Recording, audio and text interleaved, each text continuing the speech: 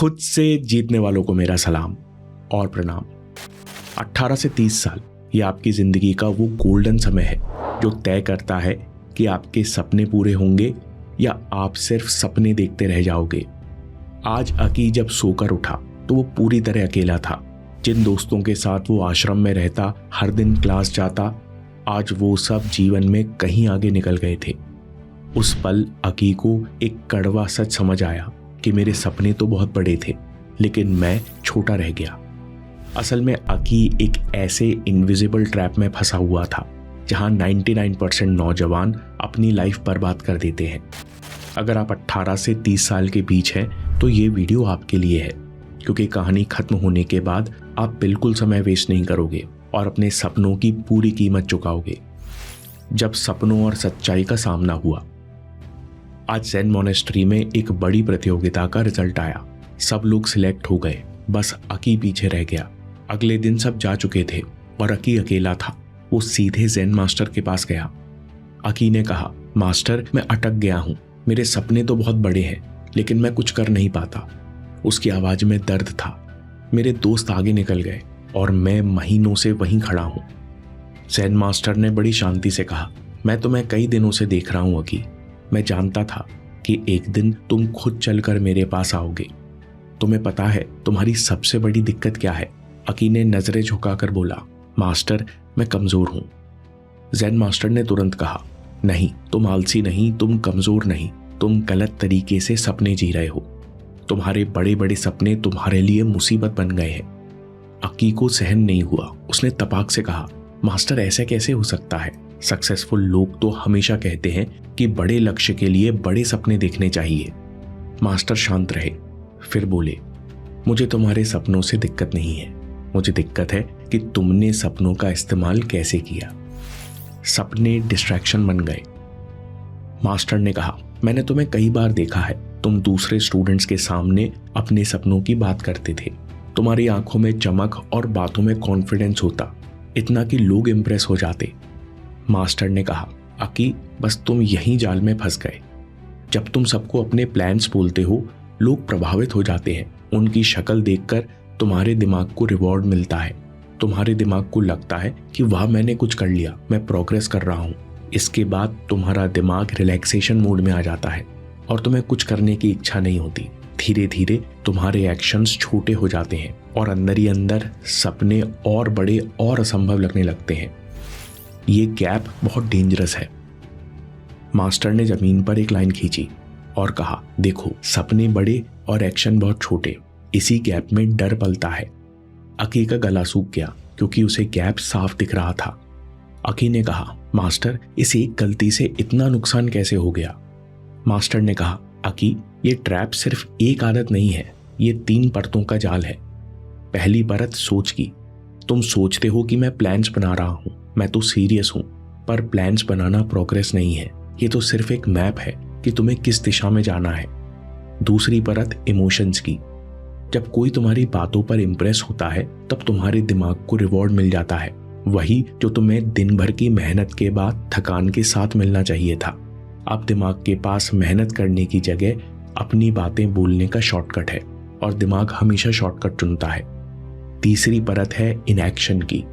रोज तब प्रैक्टिस चलती है तो तुम्हें लगता है कि ऐसे भी काम चल जाएगा, और कई बार इंसान ये आदत जिंदगी भर नहीं छोड़ पाता। फिर ऐसा दिन आता है जब तुम्हें सपने इंस्पायर नहीं करते बल्कि डराने लगते हैं। ज़ेन मास्टर ने आगे कहा, बाहर के एक्शंस अंदर की सोच का रिफ्लेक्शन होता है। जब इंसान अंदर से डरा होता है तो वो मेहनत से भागता है और मोटिवेशन ढूंढता है। अकी ने कहा, लेकिन मास्टर मैं तो सच में तैयारी कर रहा था, मैं तो हर दिन क्लास आ रहा था। मास्टर ने बोला, प्रिपरेशन वर्सेस प्रैक्टिस, इन दोनों के बीच में अंतर समझो। मास्टर ने कहा, हाँ अकी तुम तैयारी कर रहे थे, पर उस तैयारी में प्रैक्टिस और कठिनाई नहीं थी। तुम बस दूसरों को इम्प्रेस करने के लिए नई तलवार, नई यूनिफॉर्म, नए मूव्स इकट्ठे कर रहे थे, लेकिन तुमने किसी एक चीज में मास्टरी हासिल की ही नहीं। मास्टर ने साफ कहा, अगर तैयारी प्रैक्टिस में और प्रैक्टिस मास्टरी में नहीं बदलती तो वो तैयारी नहीं होती अकी, वो बस दिखावा होती है। अकी की आंखों में आंसू आ गए। मास्टर क्या अब मैं कभी बड़े सपने नहीं देख सकता? मास्टर ने कहा, अकी अभी अपने अंदर एक रीसेट करो। गलती पर यह मत कहो कि मैं खराब हूं, बल्कि ये कहो कि मेरी स्ट्रैटेजी गलत थी। अब मैं सीखने को तैयार हूं, अगली बार बेहतर करने को तैयार हूं। यही कंसिस्टेंसी का दोबारा उठकर खड़े होने का सीक्रेट है। मास्टर ने कहा, अकी बड़ा बदलाव शोर नहीं करता, वो बहुत छोटा होता है और रोज होता है। तुम 1 रैप रूल अपनाओ। आज से तुम्हारा नियम है 1 रैप, लेकिन असली रैप। 1 रैप का मतलब केवल 10 मिनट, कोई बेसिक मूव और केवल सही फॉर्म। अगर तुम्हें करने के बाद अच्छा लगे तो फिर से रिपीट करो। और 3 बातें याद रखो, रोज करो, बेहतर करो। गिनती नहीं, कंसिस्टेंसी। और नजर ऑडियंस पर नहीं, अपने प्रोसेस पर। मास्टर ने रुककर कहा, अगर मन नहीं करे तब भी हर दिन 1 रैप जरूर करो, क्योंकि यही वो मोमेंट है जहां पर तुम्हारा दिमाग मेहनत के लिए तैयार होता है। अकी ने पूछा, मास्टर सिर्फ इतने से क्या होगा? मास्टर ने कहा, पहला स्टेप अपने साथ मोमेंटम लेकर आता है। फिर तुम्हारा बस एक काम है, डिसिप्लिन, यानी इस मोमेंटम को ठंडा ना होने देना। फिर अगले कदम से और मोमेंटम बनता है।